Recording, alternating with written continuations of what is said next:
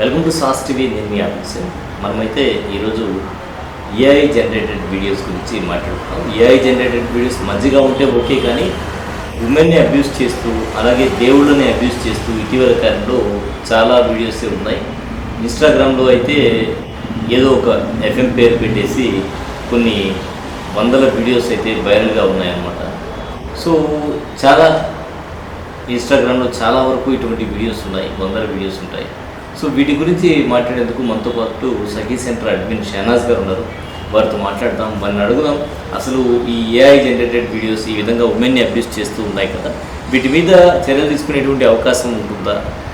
సాధారణంగా ఏంటంటే women oriented ఇష్యూస్లో ఉమెన్కి గౌరవించాలి ప్రధానంగా.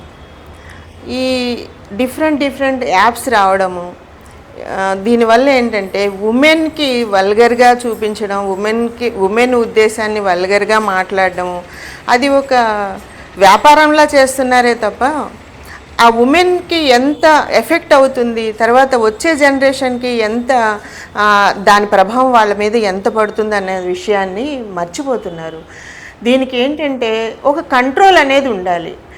ఇప్పుడు సరదాగా చూస్తున్నాము, ఏదో మనీ కోసము ఈ ప్రచారాలు చేస్తున్నాము, ఈ వ్యాపారంలా చూస్తున్నారే తప్ప నెక్స్ట్ జనరేషన్లో పిల్లలకి దీని మీద ప్రభావం ఎలా పడుతుంది, తర్వాత సొసైటీలో ఎలాంటి వైలెన్స్ దీనివల్ల వస్తుంది, అసలు ఒక హ్యూమానిటీ పోతుంది, తర్వాత కల్చర్ అనేది మన సంస్కృతి, మన భారతదేశానికి ఒక ప్రత్యేకమైన సంస్కృతి ఉంది. ఆ సంస్కృతి వెస్టర్న్ కంట్రీల్లోకి దిగిపోతుంది. మనం ఏం చూపిస్తున్నాం ప్రజలకి, మన పిల్లలకి ఏం చూపిస్తున్నాం అనేది ఆలోచించట్లేదు. ఇవన్నీ ఒక్క రోజుతోటి ఒక్క వ్యక్తితోటి ఆగేది కాదు. ప్రభుత్వం కొన్ని టాపిక్స్ని అసలు ప్రచారం కానివ్వకుండా కట్టడి చేయాలి అనేది నా ఉద్దేశం. అంటే మనం సోషల్ మీడియాలో జస్ట్ మీకు ఒక వీడియో అయితే చూపిస్తాను. ఎంత దారుణమైనటువంటి వీడియోస్ అంటే, ఈ అచ్చా ఎఫ్ఎం అని ఒకటి ఉంది. సో దానికి ఫాలోవర్సే 5500 మంది ఉన్నారు. సో దాంట్లో ఏంటంటే ఇలా ఏఐ జనరేటెడ్ ఆల్రెడీ వీడియోస్ అన్నీ కూడా ఏఐ జనరేటెడ్ ఉంటాయి. వాళ్ళు యూట్యూబ్ ఏఐ జనరేటెడ్ వీడియోస్ అన్ని రిలీజ్ చేస్తున్నారు. దీనికి వ్యూవర్షిప్ కూడా బాగానే ఉందన్నమాట. సో ఈ వ్యూవర్షిప్ని చూసుకొని వీళ్ళు కంటిన్యూగా ఒక 50 వీడియోస్ వరకు పెట్టున్నారు. అన్నీ కూడా ఇటువంటి వీడియోసే ఎక్కువగా ఉన్నాయి.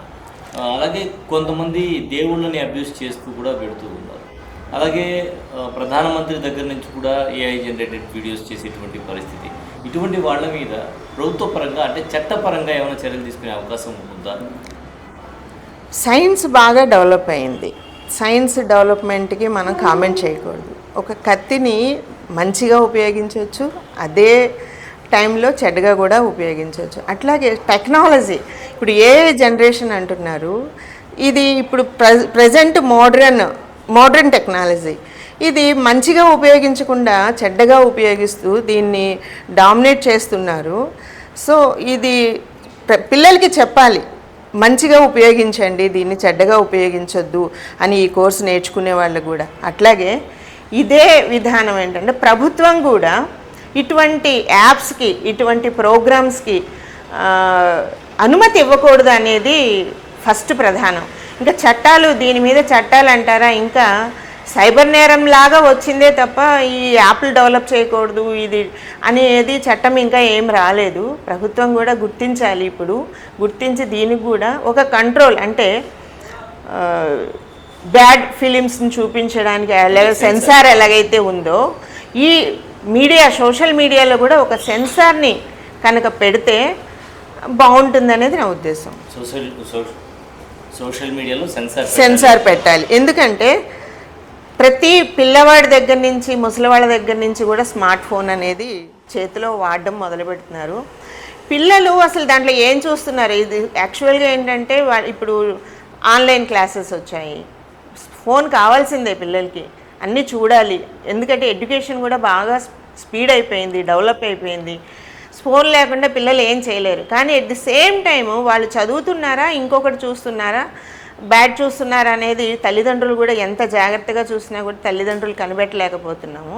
కాబట్టి ఇటువంటి సోషల్ మీడియాలో ఇటువంటి నెగిటివ్ యాప్స్ డెవలప్ చేయడం, నెగిటివ్ ప్రోగ్రామ్స్ డెవలప్ చేయడం, ఇలా అశ్లీలంగా చూపించడం, అశ్లీలంగా వల్గర్గా మాట్లాడడము, వల్గర్గా చెప్పడం, అంటే కామెడీ కూడా ఏమవుతుందంటే డబుల్ మీనింగ్ వచ్చేస్తుంది. ఏదైనా సరే సొసైటీలో మంచి కంటే కూడా చెడ్డ తొందరగా ఫాస్ట్గా ఎక్కుతుంది. ఇదే విధానంలో ఏంటంటే వ్యాపారం బిజినెస్ చేసుకునే ఉద్దేశంతో ఇవన్నీ క్రియేట్ చేస్తున్నారే తప్ప, అంటే ఫాస్ట్ మనీ సంపాదించాలి, ఈజీ మనీ సంపాదించాలి, ఫాస్ట్గా డెవలప్ అవ్వాలి అంటే నెగిటివ్ థింగ్స్, నెగిటివ్ వేలోనే వెళ్ళిపోతున్నారు. సొసైటీ కూడా మంచి ఎవరు నేర్చుకోరు, నెగిటివే నేర్చుకుంటారు. కాబట్టి ఇది వ్యాపారంగా తీసుకెళ్తున్నారు. ఇటు సినిమా రంగం అవ్వనివ్వండి, సోషల్ మీడియాలో యాప్స్ అవ్వనివ్వండి, ప్రోగ్రామ్స్ అవ్వనండి, ఏదైనా సరే వల్గర్గా మాట్లాడడం, డబుల్ మీనింగ్గా మాట్లాడడం, ముఖ్యంగా లేడీస్ని కించపరుస్తూ మాట్లాడడం, తక్కువ లేడీస్ కూడా ఒక సాంప్రదాయమైన వస్త్రాలు కాకుండా చిన్న చిన్న వస్త్రాలు చూపించడం, ఇవన్నీ ఏమవుతున్నాయంటే జనరేషన్ అట్రాక్ట్ అవుతుంది. దానివల్ల లైక్స్ ఎక్కువ వస్తాయి, దానివల్ల వాళ్ళకి వ్యాపారం జరుగుతుంది. ఆ మోడ్లో చూస్తున్నారే తప్ప జనరేషన్ అనేది బ్యాడ్ వేలోకి వెళ్ళిపోతుంది. మనకి నెక్స్ట్ ఏమీ లేదు అనేది ఎవరు గమనించట్లేదు. ఇప్పుడైనా సరే ప్రభుత్వం వీటి మీద కొంచెం చర్యలు తీసుకొని ఒక సెన్సార్ విధానాన్ని అమలుపరిస్తే బాగుంటుంది అనేది నా ఉద్దేశం. అవును, కరెక్ట్ చెప్పింది. ఎందుకంటే గతంలో టిక్టాక్ చైనాకు సంబంధించి కొన్ని యాప్స్ ఇండియన్ గవర్నమెంట్ బ్యాన్ చేయడం జరిగింది. సో ఇటువంటి ఏఐలో కూడా ఇటువంటివి ఏదైతే ఉంటాయో అన్సెన్సర్డ్ ఏవైతే చేస్తూ ఉన్నారో వీళ్ళు ఏఐ జనరేటెడ్ పేరుతో, స్టాండప్ కామెడీ పేరుతో, వీటిని కూడా సెన్సార్ చేస్తే బాగుంటుంది. ఇప్పుడు ఏఐ అనేది ఏంటంటే లేనివి ఉన్నట్టుగా సృష్టించడం, అంటే టెక్నాలజీని డెవలప్ చేయడం, అంటే న్యాచురల్గా చూపించడం. ఇప్పుడు ప్రజెంట్ అది పిల్లలు, ఇప్పుడు మోడర్న్ జనరేషన్ ఎడ్యుకేషన్ అది నేర్చుకోవాలి కంపల్సరీగా.